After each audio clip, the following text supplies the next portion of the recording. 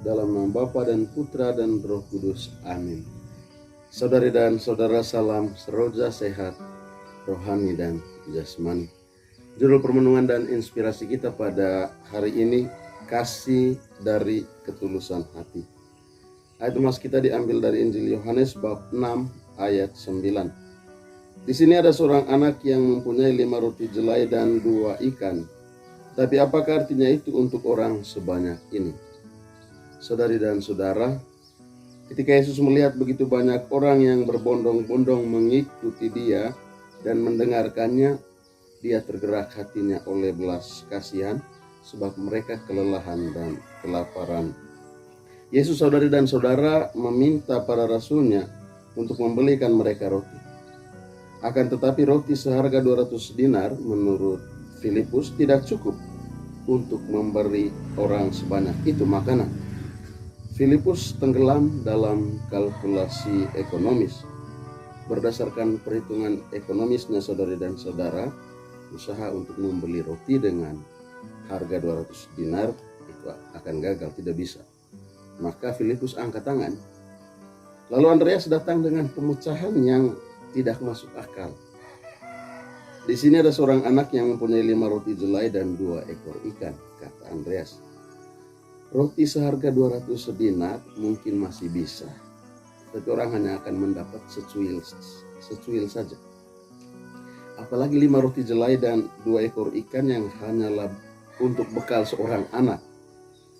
Ternyata saudara dan saudara, pemberian anak itu, pemecahan receh yang disampaikan Andreas, itulah yang dipilih Yesus untuk menyelesaikan masalah penting ini, tentang kelaparan yang sedang dialami orang banyak.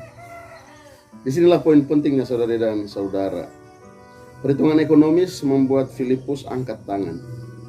Filipus merasa tidak cukup dengan kas yang mereka miliki. Inilah yang sering terjadi. Kita merasa syarat untuk memberi adalah ketika kita memiliki kelimpahan.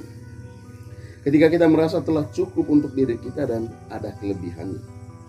Padahal secara naluriah, manusia kita ini tidak akan pernah merasa cukup akan apa yang telah kita punyai. Sebaliknya, Andreas, saudari dan saudara, memberikan sebuah jalan keluar yang menunjukkan bahwa pemberian itu pertama-tama dari ketulusan. Bukan tentang seberapa banyak yang telah kita miliki. Bahkan bekal yang cukup hanya untuk seorang anak itu berani ditawarkan oleh Andreas. Bukankah Yesus memuji seorang janda yang memberi persembahan dari kekurangannya? Saudari dan saudara, mujizat terjadi ketika kita berani memberikan apa yang kita rasa cukup bagi diri kita, tetapi direlakan untuk kepentingan bersama atau kepentingan orang lain. Kerelaan untuk memberi menjadi kunci, saudari dan saudara. Kita harus belajar dari anak yang tidak disebutkan namanya oleh Yohanes dalam Injil. Pemberiannya yang kecil dan tak berharga itu ternyata dipakai Tuhan untuk sesuatu yang besar. Pertanyaannya, seberapa mampu kita memiliki ketulusan hati setara anak kecil itu? Bingkisan kasih yang diberikan anak itu kepada Andreas dan disyukuri oleh Yesus telah menjadi ungkapan kasih yang lebih besar. Apa yang tadinya receh ternyata jadi mungkin. Apa yang dianggap tidak cukup telah dicukupkan oleh Tuhan. Kasih, saudara dan saudara, bukan kata-kata. Kasih adalah aksi, tindakan nyata.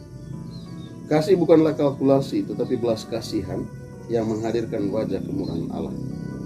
Semoga saudari dan saudara kita setia memberi diri, waktu, tenaga, dan pikiran kita bagi sesama yang membutuhkan dengan tulus hati. Buah naga, buah selasi, mari selalu siaga berbagi kasih. Semoga Tuhan memberkati kita. Dalam nama Bapa dan Putra dan Roh Kudus. Amin.